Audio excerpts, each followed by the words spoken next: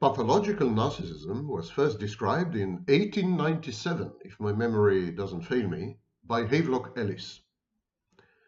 And then in 1914, Sigmund Freud embedded the idea of pathological versus healthy narcissism in a clinical framework, which is highly debatable and currently is being depreciated and devalued, and we'll leave all that aside.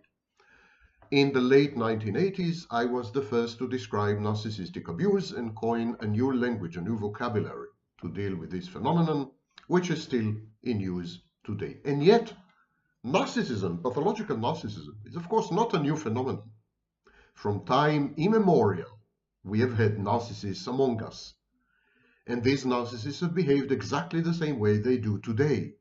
Narcissism are mentioned very clearly in the Bible, especially the New Testament. Narcissism is mentioned in numerous scriptures, early writings of the Greeks, medieval era, and so on and so forth. Nothing new about narcissism. And throughout the ages, throughout these periods in history, narcissism had other names: megalomania, hubris, egotism, self-centeredness, Peter Pan syndrome, puera eternus, the eternal adolescent, and so on and so forth.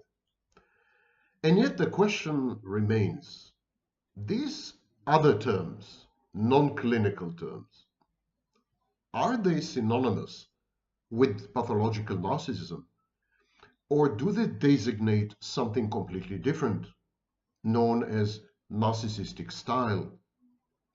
To which extent these two phenomena, pathological narcissism and, for example, hubris, are coextant and equal?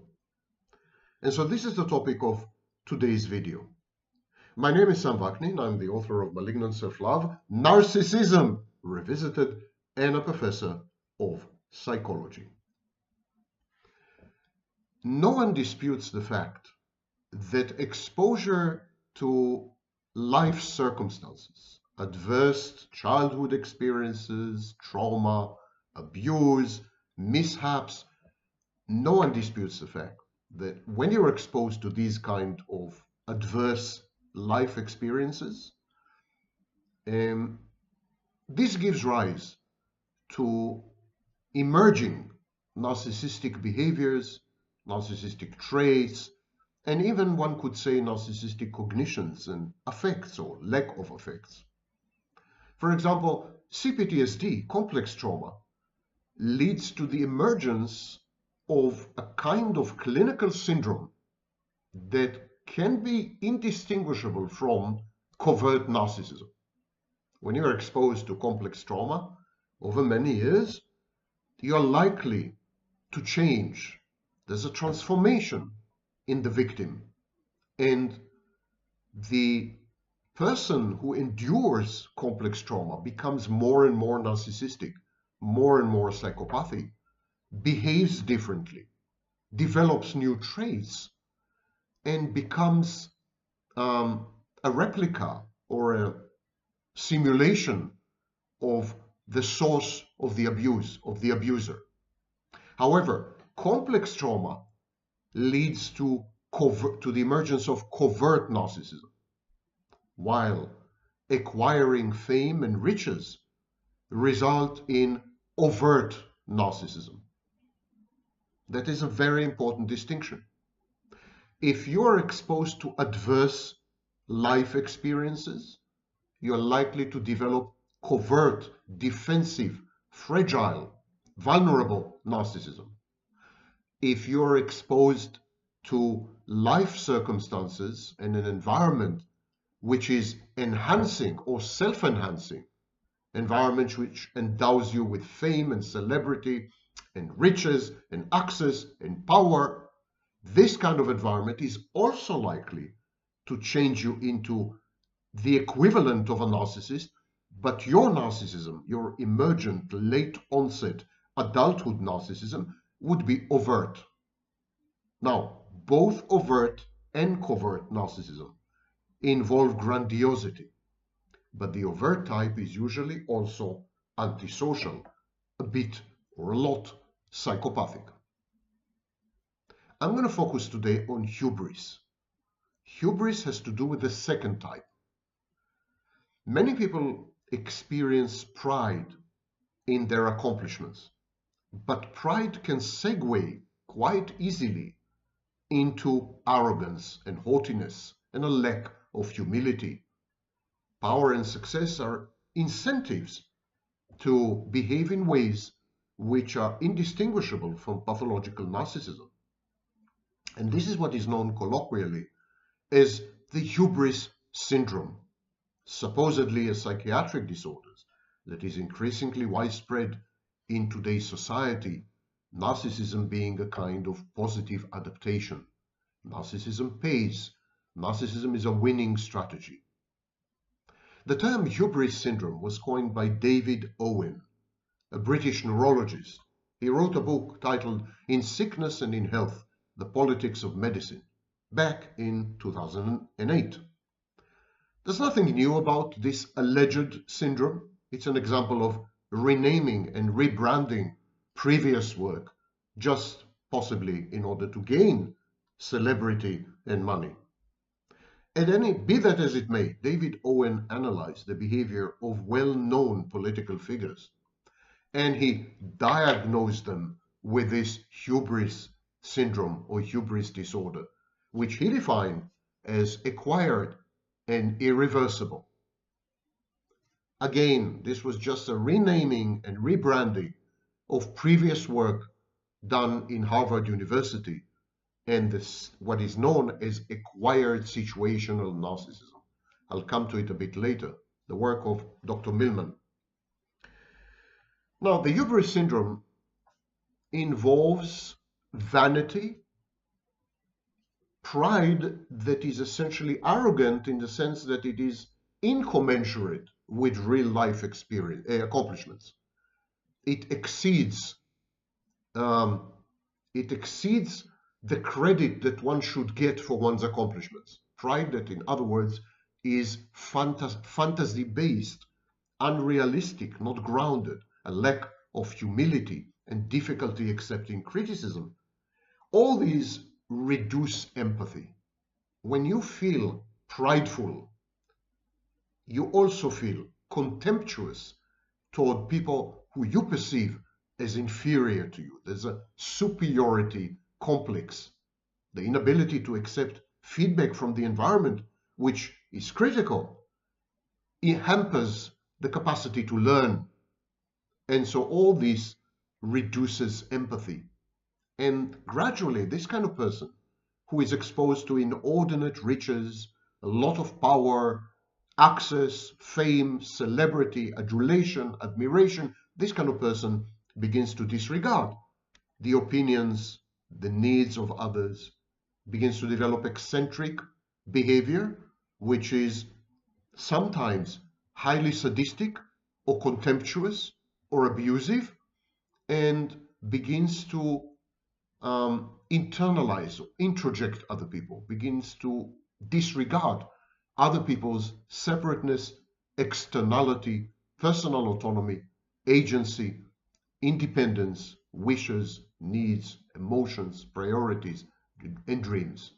Other people become mere instruments or extensions. I've just watched yesterday the new film with Adrian Brody, The Brutalist. Wonderful movie, which is about the hubris syndrome, actually. And so it would stand to reason that the hubris syndrome, such as it is, it's not a clinical entity, it's just another name. It stands to reason that this kind of complex of behaviors and traits and cognitions and emotions, this reactive complex, it's a form of reactance, it stands to reason that it would characterize people who are in the public eye, most notably perhaps politicians.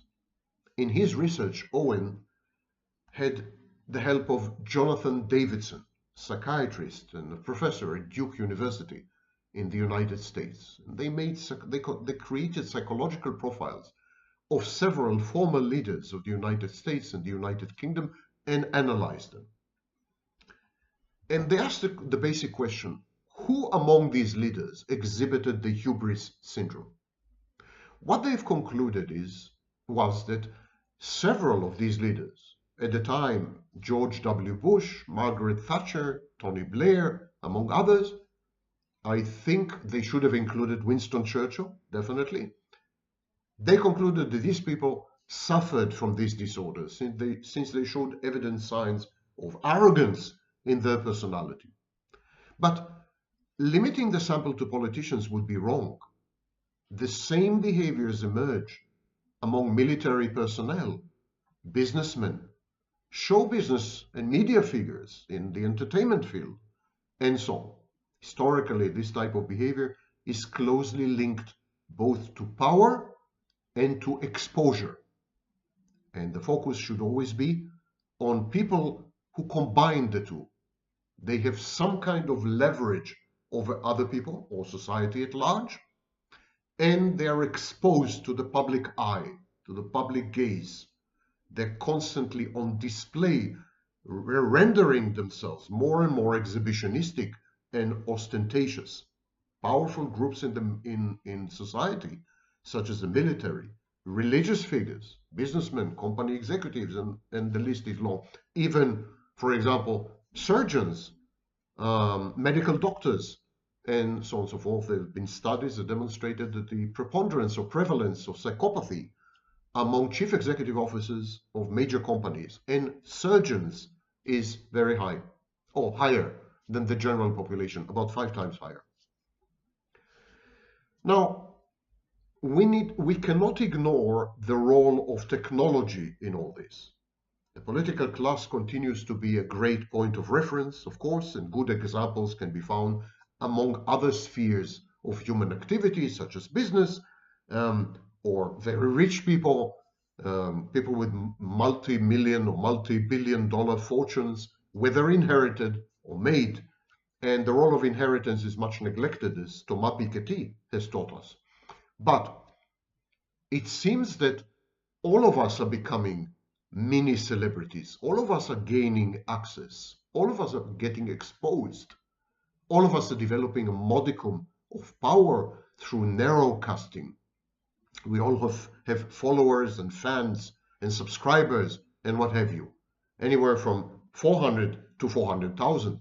So it seems that the digital world, technologies, especially modern technologies, create this simulacra of power for many, many people, for a huge part of the population who have never experienced it before.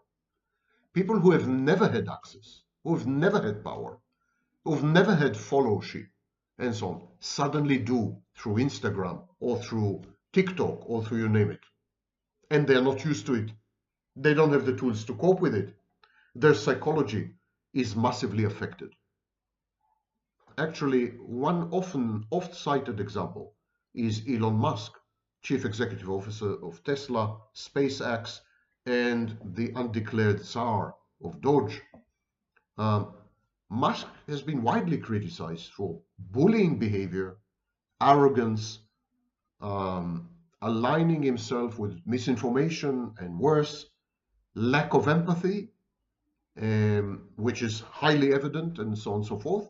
There are good grounds to assume that Elon Musk is a sadistic narcissist, someone who has narcissistic personality disorder. Of course, he attributed to himself autism.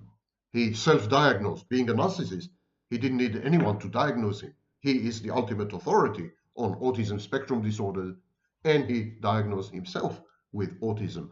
But this is evidently untrue. Elon Musk, in my opinion, doesn't have a trace or a shred of autism, and he has a lot of malignant sadistic narcissism in him. And so the question arises, did he develop it as a result of his increasing power, riches, and exposure? Or was he somehow born with malignant sadistic narcissism, or his early childhood environment and experiences have converted him into a pathological narcissist? It's a nurture versus nature debate. But even within the nurture sphere, the question is Elon Musk's sadistic, malignant narcissism, psychopathic narcissism, the outcome of adverse early childhood experiences, or is it a late onset phenomenon brought on by his ascendance, meteoric ascendance, stratospheric ascendance? There are other billionaires which we can compare Musk to, the late Stephen Jobs, Mark Zuckerberg, Jeff Bezos, and they all show symptoms of the hubris syndrome. They're obsessed with, or were, in the case of Stephen Jobs, obsessed with control. They are arrogant, lack empathy, self-centered. They treat employees seriously badly. And again, what we fail to kind of disentangle is, where did it all start? Were they born like that? Were they brought up to become narcissists, having been exposed to trauma and abuse? We know that Elon Musk has been exposed to what he describes as a highly traumatizing father figure, and a mother who in her own right seems to be extremely highly narcissistic. So was it that, or was it something that developed later on? In recent times, the problem is not limited to multi-billionaires. It has spread to huge population groups, influencers, gamers on YouTube, other YouTubers. People make a lot of money, sometimes quickly and easily, or they gain exposure to huge groups of followers, or they become influential somehow. And this leads them to ostentatiousness. They begin to display, like Andrew Tate, for example, begin to display their lifestyle and their winnings and their access and their power, so there's a lot of exhibitionism involved. Some would say that people like Andrew Tate and Elon Musk were narcissists long before their success, and their success only served to amplify and augment their pathological narcissism. Others would say that people like, for example, Bill Gates, or perhaps Stephen Jobs and so on, or Mark Zuckerberg, became narcissists owing to their success. It's an open question.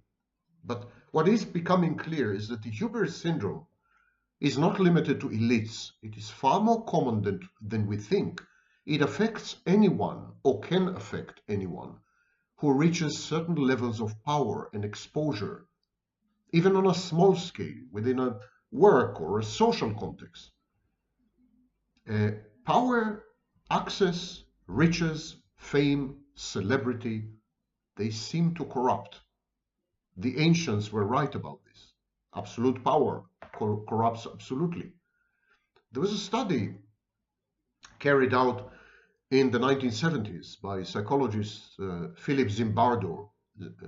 At the time, he was at Stanford University in the US. Zimbardo demonstrated how power can easily corrupt human beings. He created an artificial prison environment, a fictional prison in the university, and they locked up 24 young people. They divided these young people into jailers or wardens and inmates. A few days after the experiment began, it was already possible to observe how the jailers or the wardens, which were classmates of the inmates or the prisoners, how they began to show airs of superiority, and how they began to severely mistreat the so-called prisoners. The power given to them corrupted them. The power given to them, it rendered them psychopathic narcissists. And all this happened within a few days. There seem to be 4 phases, according to Owen and Davidson. They claim in their studies that people who end up suffering from the Hubris syndrome go through a series of stages. It starts with self-confidence when things go really, really well consistently. This leads to flattery. Everyone around them has an agenda. People flatter them and cajole them and so on in order to get a piece of the pie. Success is achieved, and these people are beginning to be socially isolated. They surround themselves with flatterers and yes men and sycophants and acolytes, and they lose touch with reality, with humanity at large, with the environment. This ends up leading to arrogance and finally paranoia. Paranoid ideation, as I've been saying for many, many decades, is just a form of narcissism. The paranoid believes that he or she is at the center of some kind of malign or malevolent attention, and this is a self-aggrandizing notion. How could we tell if someone suffers from the hubris syndrome? I'm not sure suffering is the right word in this case, but how can we tell if someone has or is afflicted by the hubris syndrome? So there's a series of symptoms that identify the hubris syndrome. Seeing the world as the ideal space to achieve power and glory. This is what I call pathological narcissistic space. Carrying out actions that are self-enhancing, a lot of self-enhancement, and rejecting any information to the contrary, rejecting, for example, criticism or disagreement. An obsessive quality to all this. And once power is achieved, it is used mostly for self-glorification rather than in order to accomplish whatever goals may be. So, people with the hubris syndrome are essentially in pursuit, on the quest for narcissistic supply. Money, power, fame, celebrity, access, they're all means to an end. And the end is self-glamorization, self-glorification, self-enhancement.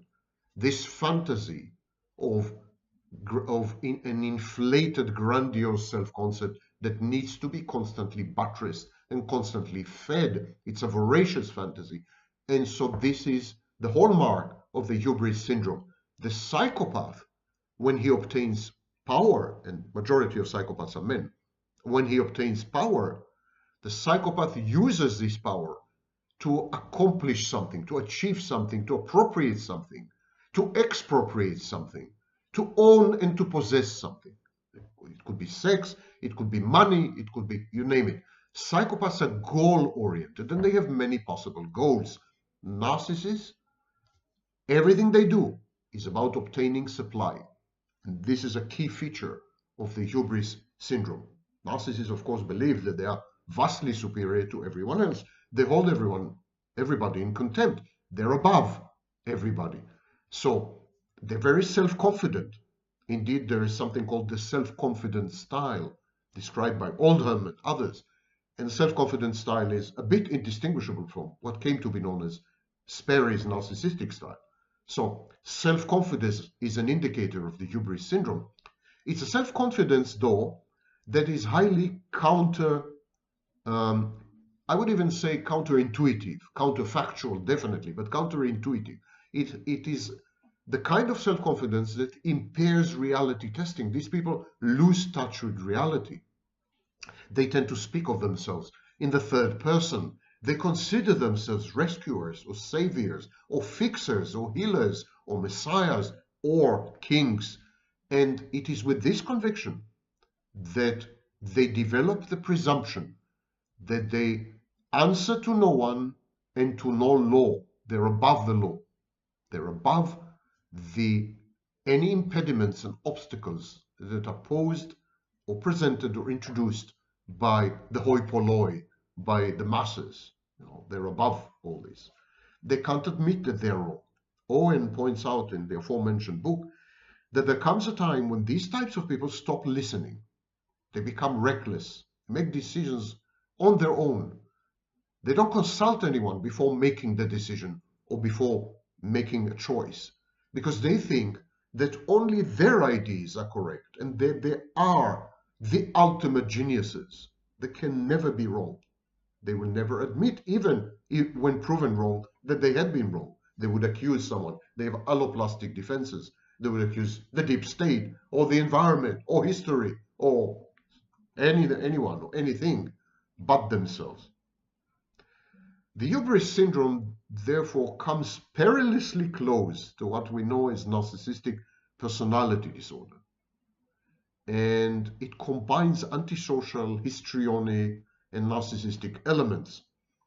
In our current society, in our contemporary civilization, there's a fertile ground for the hubris syndrome, the unjust ways in which the world is currently structured, anything from income and wealth inequalities down to injustice, pure injustice. This generates power asymmetries that can result in the hubris syndrome. But, as I said, the hubris syndrome is just another name for what much earlier has been defined by Millman and others and came to be known as acquired situational narcissism, and in my work in the 1980s, late onset narcissism.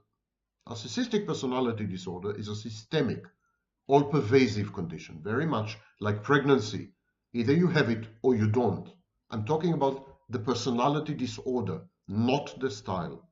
Once you have narcissistic personality disorder, you have it all the time, day and night. It is an inseparable part of the personality. It's actually the personality.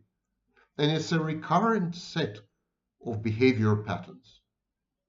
As early as 1996, Roningstam and others suggested that there's a condition which might be called transient or temporary or short-term narcissism, as opposed to the full-fledged version.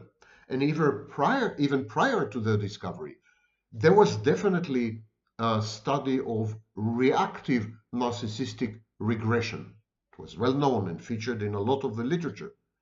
The clinical literature has documented cases where people regress to a transient narcissistic phase in response to a major life crisis or complex trauma, and this threatens their mental composure. Reactive or transient narcissism may also be triggered by medical or organic conditions such as brain trauma and injury. Brain injuries have been known to induce narcissistic and antisocial traits and behaviors throughout the lifespan, lifelong. But can narcissism be learned? Can it be an acquired system of behaviors, cognitions, and effects? Can it be provoked by certain well-defined situations? So, as I said, Robert B. Millman, professor of psychiatry at New York Hospital, Cornell Medical School, at the time, suggested that it could. Millman proposed to reverse the accepted chronology. According to Millman, pathological narcissism can be induced in adulthood by exposure to celebrity, wealth, fame, access, power. Lydia Rangelovska suggested that it can only form an integral part of CPTSD in victims of traumatic narcissistic abuse. The victims of complex trauma indeed display increasingly more narcissistic traits and behaviors. Back to acquired situational narcissism, Millman's work. According to him, the victims, billionaire tycoons, movie stars, renowned authors, rock stars, politicians, authority figures, all these people develop grandiose fantasies, lose their erstwhile ability to empathize, react with rage to slights, both real and imagined, so they're hypervigilant, and in general act like textbook narcissists. He said that it is a form of late onset, adult, secondary narcissism. But is the occurrence of acquired situational narcissism inevitable and universal, or are only certain people prone to it? It is likely that acquired situational narcissism is merely an amplification of earlier narcissistic conduct, traits, style, tendencies, and even genetic predisposition or brain abnormalities. Celebrities with acquired situational narcissism already had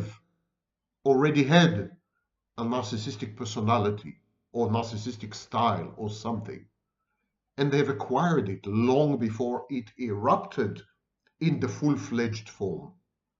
Being famous, being powerful, being rich only legitimized and conferred immunity from social sanction on the unbridled manifestations of a pre-existing disorder, a premorbidity. That's my view, at least. Indeed, narcissists tend to gravitate to professions and settings which guarantee these fame, celebrity, power, and wealth. It's a bit of a tautology here.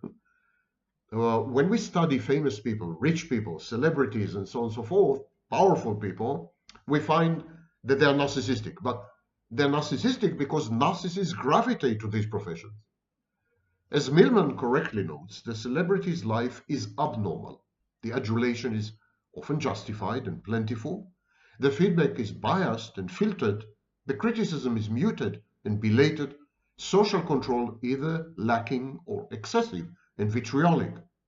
And such vicissitudinal existence, such exigencies and vagaries are not conducive to mental health, even in a perfectly balanced person.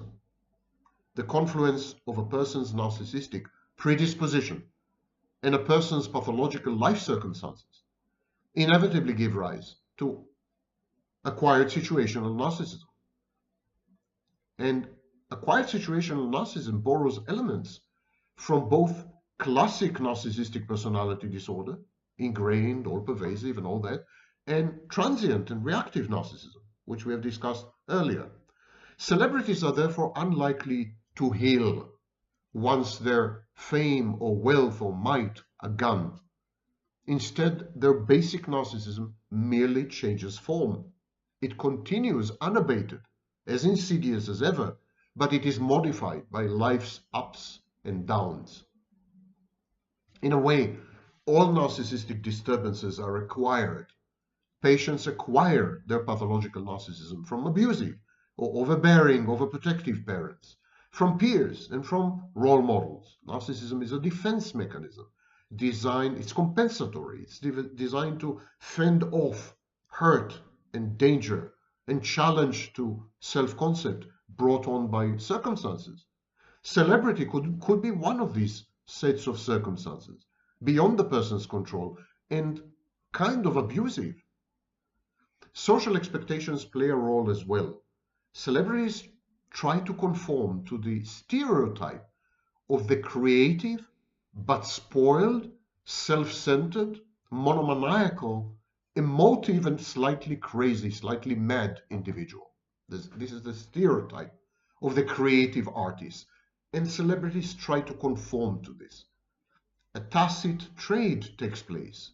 We offer the famous and the powerful all the narcissistic supply they crave, and they, in turn, act the consummate, fascinating, albeit repulsive narcissist. But acquired situational narcissism may occur in a variety of other situations. For example, codependence, aiming to fend off knowing abandonment anxiety, same with borderlines, can resort to and evolve narcissistic and even psychopathic behaviors and traits in order to cater to the whims of their loved ones, the external regulator.